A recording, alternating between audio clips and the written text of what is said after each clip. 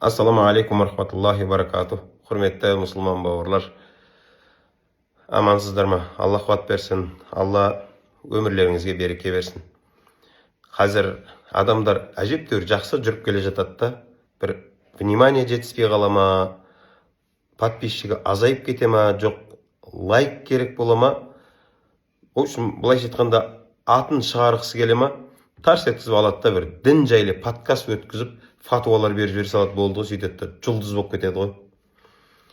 Мына бір бауырымыз енді бір дінсіз біреулер дін жайлы жаңағы бір жаман нәрселер айтып жатса, ренжімейсіз ғой. Енді ол діннің дұшпаны, ол өз сонымен айналысу керек та. Мына енді қараш, мұсылман бауырымыз ғой, мұсылман бауырымызда діннен фатуа беріп отыр ғой. Бұл жігітті, мына Санжар бауырымыз, бұны біз видеоларында көріп тұрамыз, өте жақсы жігіт та. Бірақ мына жерде білмеймін ғой, қайдан шалыс кеткенін, кімнің сөзіне ергенін, діннен фатуа беріп отыр. Және не дейді? Мен по факту сөйлеймін дейді. Подкастын қырқып салып жатыр ғой. Енді бауырым, по факту сөйлесең, сұрақ қояйын. Сен мына махр жайлы фатуалар беріп жатсың ғой. Бұл өлгеннің артынан жаңағы қалатын дүние. Қай кітаптан алдың? По факту айтшы. Кітаптың аты, беті. Жаңағы имамдар деп жатсың ғой, имамдар шайып жатыр деп жатсың ғой. Қай имам? Нақты. По факту ғой енді. Нақты қай имам? Есімін айтшы. Осылай бір видео шығаршы. Және бауырым, сізге мұсылман бауырым ретінде айтайын. Діннен фатуа беру міндет емес еді ғой.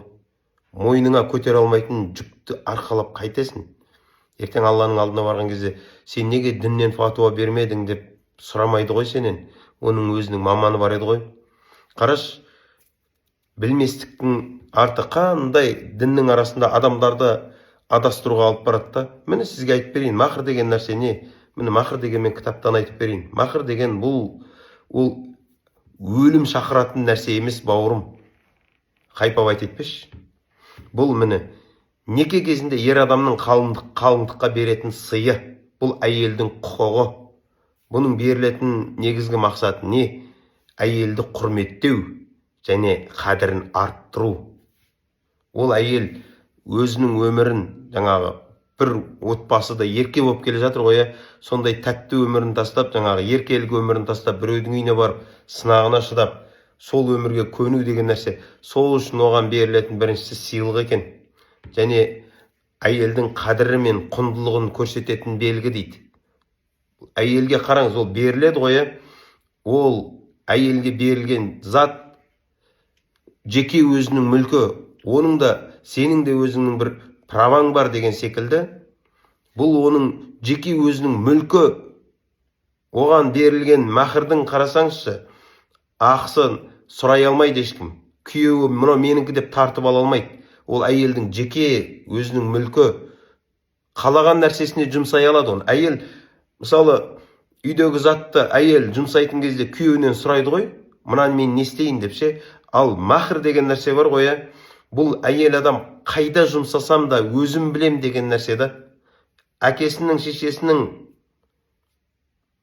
күйеуінің, қайната, қайнене ешкімнің правасы жоқ. Дәл сол махрге алынған затта әйелдің тірлігіне араласуға. Бұл әйелдің құқығын көтеру.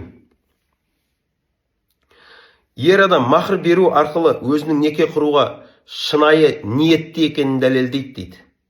Бұл еркектің ол әйелмен шынымен некелесуге дайын екенінің бір белгісі дейді. Және әйелдің қаржылық қауіпсіздігін арттыру, қамтамасыз ету. Әйел үйінде отыр, махр өзінде, күйеуі жаңағы жолда кетті, сапарда болып қалды, бірдеме болып қалды, бір қажеттілік туындап қалды. Сонда әйел адам өзінің жаңағы махрын қалаған нәрсесіне қалағанынша жұмсай алады.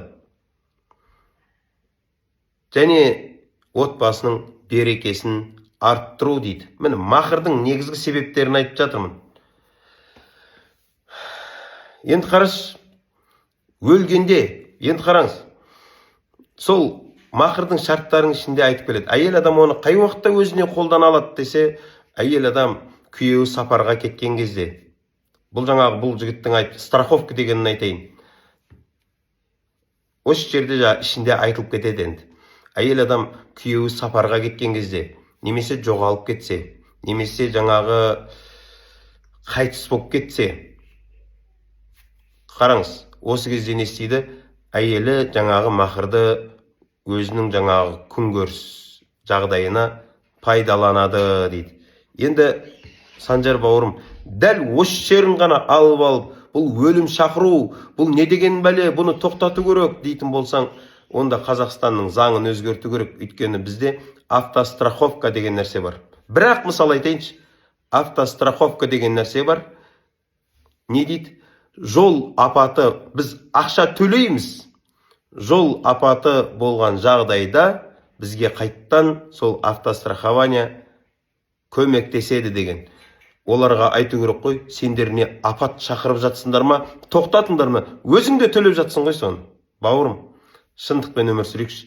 Сол үшін айналайын бауырым, нең бар дінде, сен медицинамен айналыссайшы, сен укол сал, біреудің жаңа температурасын өлше, мына психологияң бар, әдем келе жатсың, кете берсейші солай, нең бар дінде, Алланың дініне тиіс. Ертең Алла тағала бір жеріңде масқараңды шығарады ғой, не бір көріп жатсыңдар ғой, не бір адамдар дінге тиісем деп артынан жексұрын болып жатқан жоқ па? Сол подкастыңда айтып жатсың, мен имамдарға айтар ақылым дейсің да, неке қиған кезде былай деп айту керек, былай деп айту керек. Міне по факту сөйлейсің ғой сен. Жауап берші, қанша некеге қатыстың? Нақты жауап берші, қанша некеге қатыстың сен? Некеде не болатынын білесің ба жалпы? Некенің шарттарын айтып берші бауырым. Міне некеде сенің айтып отқан нәрселерің біз айтамыз. Некеде еркектің әйелдің алдындағы міндеттері бар, отбасын сақтау үшін. Әйелдің еркектің алдындағы міндеттері бар. Және екеуінің де өз арасында шешілетін нәрселер бар. Екеуіне бірдей қатысты міндеттер бар. Мына баланы бағу тек әйелге міндет емес, мына еркектер жүктеп қойған сияқты. Немесе ол тек еркекке міндет емес деген секілді. Отбасын сақтау үшін не істеу керек? Бірін-біріне қандай құрмет болу керек? Бүкіл нәрселер некеде айтылады. Сен болмаса, мына медицинаңды қойда, неке қисай сен бауырым. Келсейш, имам болсайш, келші. Жолығайық, сөйлесейік, бір мешітке имам қып тағайындайық та, осымен айналыссайш. Просто шынымен бауырым, мен сен мұсылман бауырым деп айтып жатырмын. Міне, мына бір махыр деген нәрсені қозғап кетіпсің да жаңағы. Айтшы, қай кітаптан алдың? Және айтып жатқаның қате ғой, бұл өлім шақырмайды, бұл сақтандыру. Әйелдің. Міне біз қыздарымызға дүние жинап жатырмыз ғой, ертең артымызда, міне мен өлгеннен кейін әйтеуір қиналмасын деп үй салып жатырмыз, басқа алып жатырмыз. Бұл өлім шақыру ма? Бұны сақтандыру деп айтады. Сақтану үшін жасай береміз. Жалпы бауырым, әркім өз білетін саласымен айналысса бар ғой, сонда заман тыныш болар еді ғой.